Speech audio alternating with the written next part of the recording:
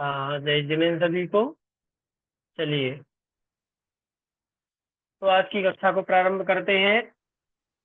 एकत्व सप्तति इस अध्याय का यह 61वां नंबर का श्लोक है और ग्रंथ का 368वां नंबर का श्लोक है। यहाँ से आज की कक्षा को प्रारंभ करते हैं। जय जिनेन्द्र संध्या जी, सभी को जय जिनेन्द्र।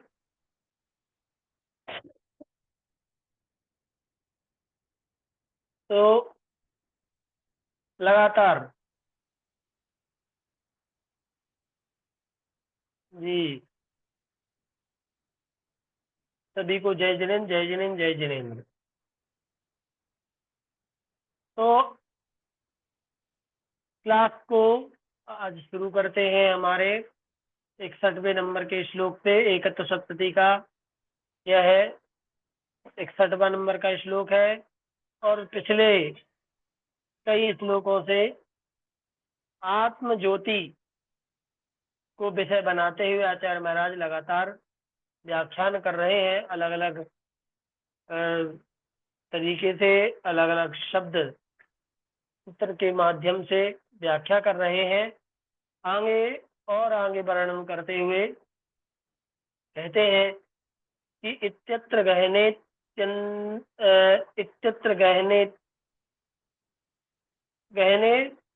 दुर्लक्षे परमात्मनि उच्यते यत् तदाकाशम प्रत्यालेख्यम विलिख्यते। इस प्रकार उस परमात्मा के दुर्दिगम्य एवं अत्यंत दुर्लक्ष्य होने पर उसके विषय में जो कुछ भी कहा जाता है वह आकाश में चित्र लेखन के समान है। ठीक है। इस प्रकार उस परमात्मा के दुरधिगम्य एवं अत्यंत दुर्लक्ष्य, दुरधिगम्य, दुरधिगम्य मतलब जिसके बारे में बहुत ही कठिनाई से जाना जा सके। दुरधिगम्य, कठिनाई से जिसे जाना जा सके, और दुर्लक्ष्य जिसे बहुत ही कठिनाई से देखा जा सके। ऐसे अदृश्य होने पर उसके विषय में जो कुछ भी कहा जाता है वह आकाश में चित्र लेखन के समान है। आकाश में चित्र बनाओ, किसको दिखाई देगा बताओ भाई? है, आकाश में चित्र बनाने पर किसको दिखाई देगा? किसी को दिखाई नहीं देगा।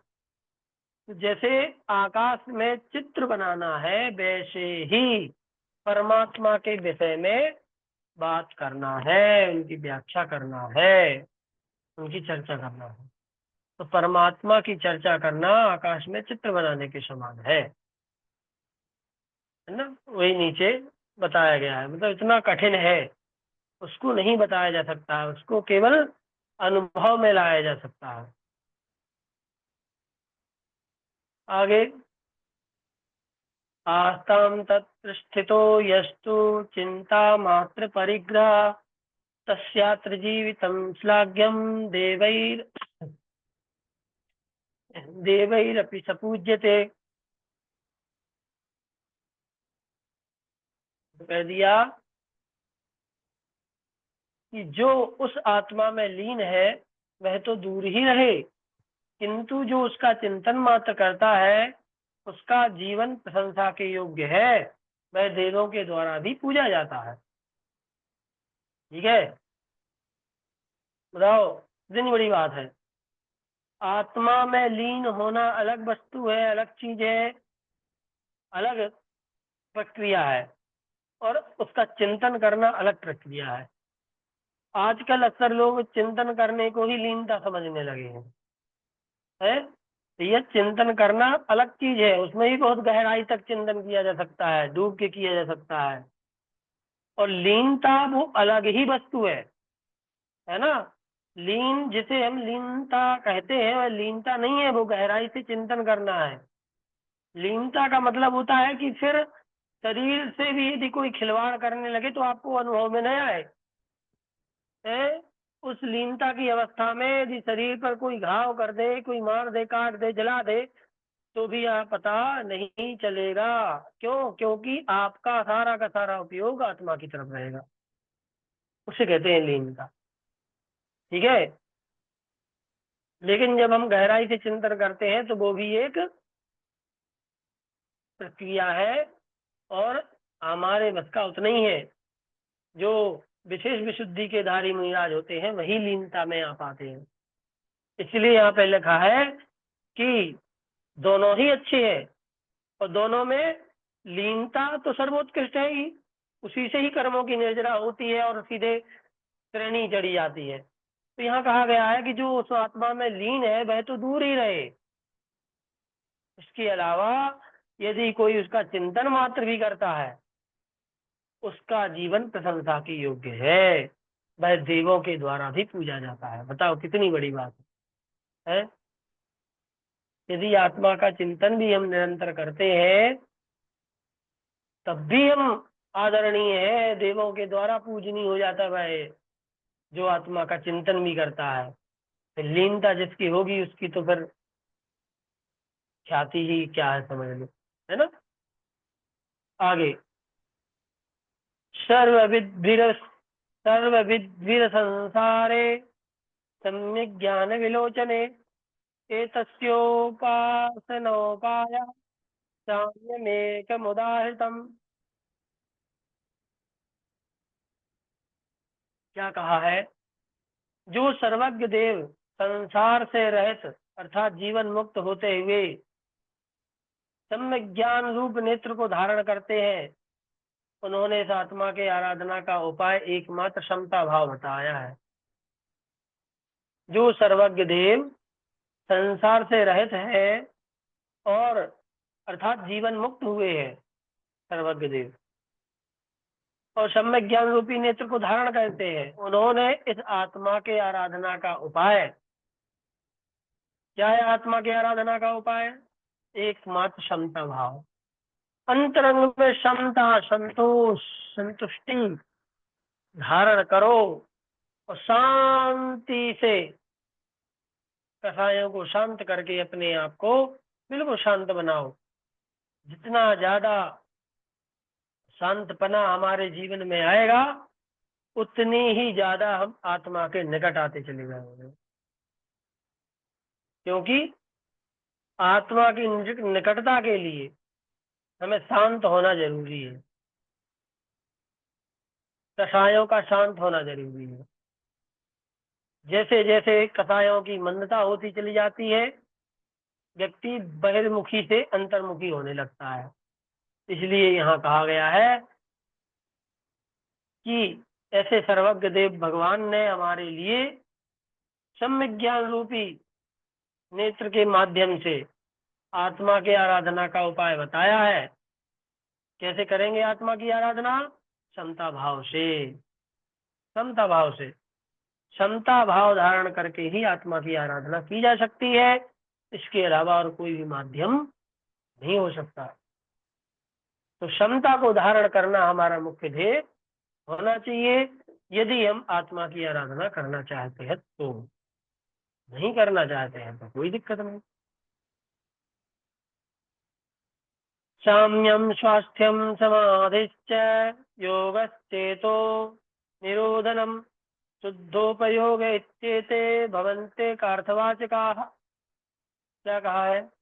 साम्य, स्वास्थ्य, समाधि, योग, चित्त निरोध और शुद्धोपयोग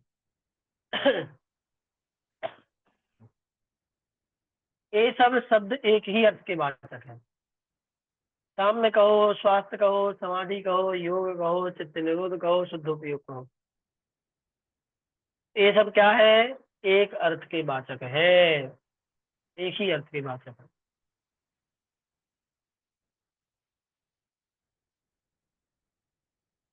न कृतिर्नाक्षरम वर्णो नो विकल्पस्य कश्चन शुद्धम चैतन्यमेवैकम यत्र तत्साम्यमुच्यते। जहाँ न कोई आकार है न आकार आदि अक्षर है। क्या? ना कोई आकार है और ना आकार आदि अक्षर है। आकार मतलब छोटा आ, तो आकार आदि मतलब छोटा आ आदि जितने भी अक्षर हो गए, आ बड़ा, आ छोटी, बड़ी, मतलब स्वर और सारे व्यंजन। तो आकार आदि ना कहा जहाँ पर अक्षर है, ना कोई आकार है, ना कृष्ण नीलादि वर्ण है, ना कोई विकल्प है, किंतु जहाँ केवल एक चैतन्य स्वरूप ही प्रतिभासित होता है उसी को साम्य कहा जाता है। साम्य अवस्था। साम्य अवस्था कहाँ होगी?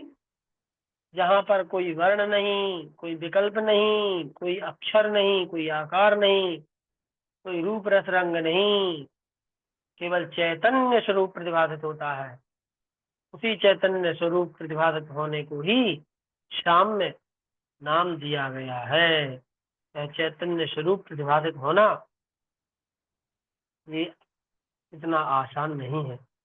इसके लिए बहुत अभ्यास, बहुत शांति, बहुत संतोष, समता और कषायों की मंदता चाहिए होती है। तब जाकर के यह मन हमारा सबसे पहले तो दूसरे विकल्पों से हट करके एक विकल्प में ठहरता है। तब जाकर के कहीं फिर आत्मा की ओर हम ध्यान लगा पाते हैं, है ना। इतना आसान नहीं है, लेकिन अभ्यास से ही सब कुछ संभव है। नामुमकिन तो कुछ भी नहीं है।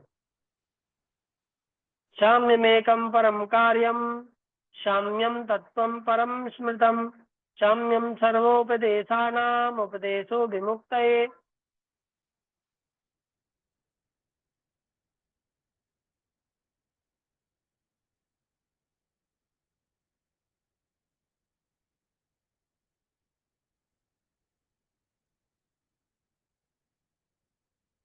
इधर समता भाव एक उत्कृष्ट कार्य है। कहा था समता भाव धारण करना है। चाहे समता भाव एक उत्कृष्ट कार्य है, वह समता भाव उत्कृष्ट तत्व माना गया है। वही समता भाव सब उपदेशों का उपदेश है, जो मुक्ति का कारण है। अर्थात समता भाव का उपदेश समस्त उपदेशों का सार है, क्योंकि उससे मोक्ष की प्राप्ति होती है।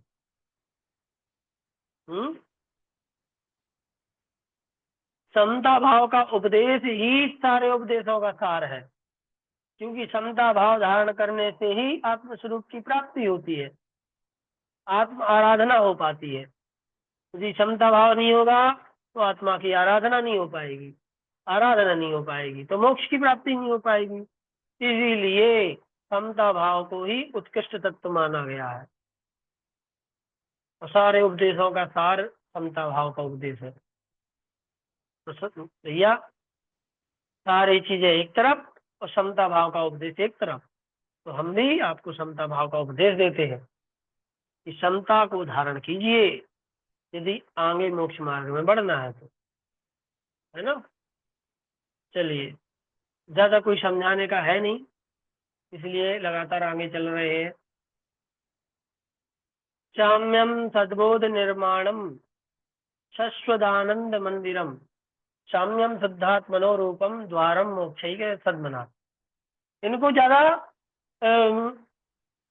थ्योरिकल समझाने का नहीं है, लेकिन यदि आप चिंतन करना चाहें तो आप एक एक घंटे इन पर चिंतन कर सकते हैं, बैठ करके के बारे में सोच कर सकते हैं, विचार कर सकते हैं, एक एक श्लोक के अर्थ के बारे में, क्या कहा है, क्यों कहा है, कैसे कहा है, सब वो अंदर से आप तो, और बोलने लग जाएंगे तो प्रवचन भी बहुत इसमें लंबी हो सकती है। लेकिन यहाँ पर अपन को जो समझाना है वो हमने आपको बताया, बाकी आपको करना होगा जो यदि करना है तो। बाकी यहाँ पे इतना आवश्यक है समझाने के लिए। साम्यम तद्बोध निर्माणम शश्वदानंद मंदिरम, साम्यम शुद्धात्मनो रूपम द्वारम मोक्षे के सद्मना। समता भाव सम ज्ञान को उत्पन्न करने वाला है। समता भाव से क्या होगा? समता भाव सभी उपदेशों का सार है, उसी से मोक्ष मार्ग सिद्ध होता है, मोक्ष की प्राप्ति होती है। समता भाव, समता भाव जो हमारे प्रभावों से भिन्न आत्मा का स्वरूप है। आ तो चुका पहले, अभी बताया था। देखो, जो आत्मा का स्वरूप है शुद्ध, वही क्षमता भाव है, वही साम्य रूप है। साम्य रूप आया ना, साम्य रूप का देखो आपको बताई दे, देखो यहाँ पे बताया है। देखो ये कि ना आकार है, ना आकार आदि अक्षर है, ना कृष्ण नील आदि वर्ण है, ना कोई विकल्प है, जहाँ केवल चैतन्य स्वरूप है, वही साम्य है, वही समता भाव है, उसी का नाम समता भाव, उसी का साम्य। यदि एक अर्थवाची है, देखो यहाँ कहा ना कि साम्य, स्वास्थ्य, समाधि, योग, चित्त निरोध, शुद्धोपयोग, ये सब एकार्थवाची है। ठीक है, इसी का नाम समता है। देखो यहाँ पे लगा साम्य में एकम परम कार्यम, साम्यम तत्वम परम स्मृतम, है ना। साम्य का मतलब समता। देखो यहाँ पर साम्य को अर्थ में क्या लिखा है, समता भाव। तो साम्य मतलब समता।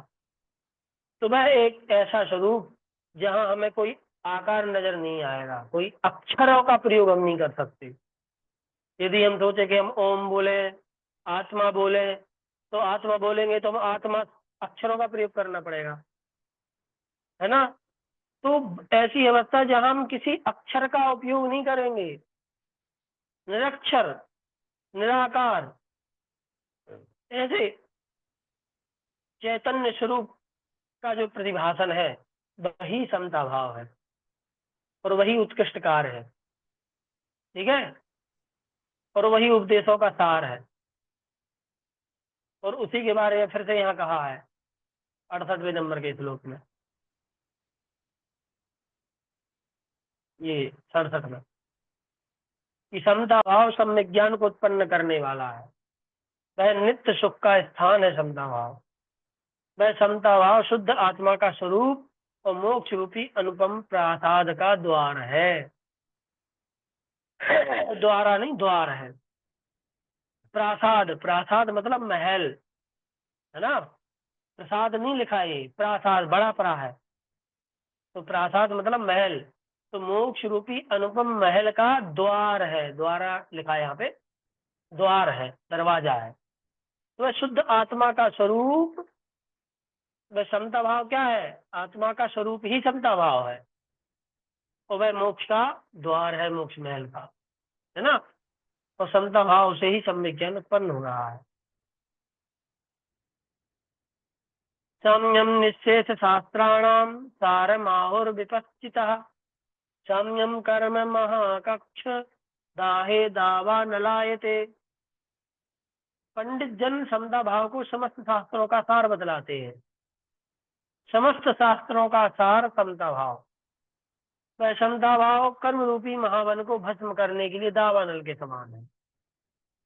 आग, तो जंगल के पेड़ों को खत्म करने के लिए दावानल, जंगल की आग को कहते हैं, भयंकर आग जो किलोमीटरों तक फैली रहती है, उसको कहते हैं दावानल। तो ऐसे कर्म रूपी महावन को खत्म करने के लिए दावानल के समान है कौन, समता भाव। सारे शास्त्रों का सार है समता भाव। और आगे कहते हैं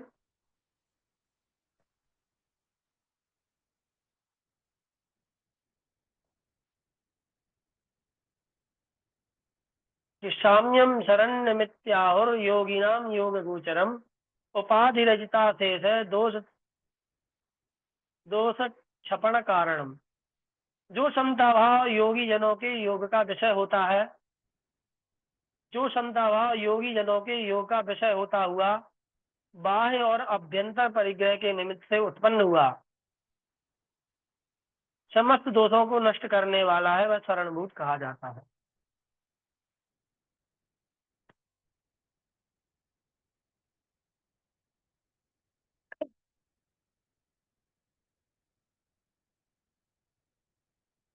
तो समता भाव क्या है, कैसा है, योगी जनों के योग का विषय होता हुआ, योगी जनों के योग का विषय है। तो ऐसे नहीं है कि हम बोलते बताते और उसको प्राप्त कर लें, वह योग साधना के माध्यम से हमें प्राप्त होता है, और बाह्य और आभ्यंतर परिग्रह के निमित्त से उत्पन्न हुए समस्त दोषों को नष्ट करने वाला है, वह शरणभूत कहा जाता है। तो अंतरंग और बहिरंग परिग्रह से जो हमें दोष उत्पन्न होते हैं, उन दोषों को नष्ट करने वाला है वह समता भाव, और वह समता भाव योग के माध्यम से प्राप्त होता है, ऐसे ही नहीं बोलने बताने से प्राप्त हो जाता है। और अंतिम श्लोक, निष्प्रहा निष्प्रहायाणी माध्यब्ज खंडे साम्य सरोज से, हंसाय शुचये मुक्ति हंसी दत्त दृशे नमः। जो आत्मा रूपी हंस अणिमा आदि रिद्धि रूपी कमल खंड की अभिलाषा से रहित है, समता रूपी सरोवर का आराधक है, पवित्र है, मुक्ति रूपी हंसी को दृष्टि रखता है, उसके लिए नमस्कार हो। है आत्मा रूपी हंस, हंस क्या करता है? कमलों को खाता है। तो आत्मा रूपी हंस है और रिद्धि रूपी कमल खंड को खाना चाहता है। रिद्धि रूपी कमल खंड की अभिलाषा से रहित है और समता रूपी सरोवर का आराधक है और मुक्ति रूपी हंसी की ओर दृष्टि रखता है? मतलब रिद्धियों की चाह नहीं रखता, वो तो सिर्फ मुक्ति रूपी हंसी की ओर नजर रखती है उसकी। आत्मा रूपी हंस है तो मुक्ति रूपी हंसी है, तो उस हंस की दृष्टि सिर्फ सीधे हंसी की तरफ है ना। तो आत्मा रूपी हंस की दृष्टि कहाँ है? मुक्ति रूपी हंसी की तरफ। इसके बीच में रिद्धि रूपी कमल खंड कोई दे खाने के लिए तो भी उसका उससे कोई वास्ता नहीं, उसकी अभिलाषा नहीं करता। सिर्फ क्या है? समता रूपी सरोवर का आराधक है, पवित्र है, समता रूपी सरोवर को धारण करता है। ऐसे उस आत्मा रूपी हंस को नमस्कार हो। ठीक है, बढ़िया उदाहरण दिया है, क्या बात है, समझा दी आपको, समझ में आ गया है ना। जैसे हंस है, उसकी नजर ना कमल पे रहेगी ना किसी और पे रहेगी, हंसी की तरफ रहेगी। ऐसे ही हमारी नजर मुक्ति की तरफ होना चाहिए, आत्मा की। चलिए आज की कक्षा को ये समाप्त करते हैं। साथ में आपको सूचना दे देते हैं कि कल से आपकी छुट्टियां हैं, हम अधिवेशन के लिए जा रहे हैं, कल सुबह निकल जाएंगे और रविवार तक तो कम से कम आपकी छुट्टी है ही, संडे तक। ठीक है, तो रविवार तक, संडे तक आपकी कक्षाएं बंद रहेंगी। आप यदि आप स्वाध्याय का नियम लेते हैं, स्वाध्याय करते हैं, तो आप आधे घंटे 40 मिनट नहीं तो ग्रंथ उठा करके 10 मिनट पीछे आगे जो भी आप पढ़ना चाहे 2 4 5 श्लोक पढ़े, उसका अर्थ पढ़े, 9 वर्णमों पढ़ करके और स्वाध्याय का नियम पूरा करें। ठीक है, ऐसे आप इसको ना सिर्फ कक्षा ना मान करके इसको स्वाध्याय में, अभ्यास में लाएं, जीवन का अंग बनाए, तो ये सार्थक हो जाएगा हमारा, है ना, पढ़ना पढ़ाना। नहीं तो हमने छुट्टी करी तो आपने उसको उठा के ही नहीं देखा, ये गलत बात होगी, क्योंकि हमें सिलेबस पूरा नहीं करना है, हमें इसको अपने जीवन का अंग बनाना है इस स्वाध्याय को। तो कम से कम, हम नहीं कहते कि आप आधे घंटे के लिए बैठो, पर 10 15 मिनट के लिए आप जरूर बैठे, मंगलाचरण करें, 2 4 5 श्लोक पढ़े, अर्थ समझे, जो समझ में आए समझे, ना समझ में आए पढ़ ले, सिंपल हिंदी हिंदी पढ़ ले, ना संस्कृत बने तो, लेकिन पढ़े जरूर, है ना। तो स्वाध्याय को अंग बनाए, ऐसी हमारी आपसे विनती है। ठीक है, चलिए हाथ जोड़ लीजिए और दिनवाणी करते हैं। बोधि समाधि परिणाम शुद्धि स्वात्मोपलब्धि शुभ शौक सिद्धि चिंतामणि चिंतित वस्तुदाने त्वं वंदे मानस्य ममास्तु देवी। नवारणमो कामम।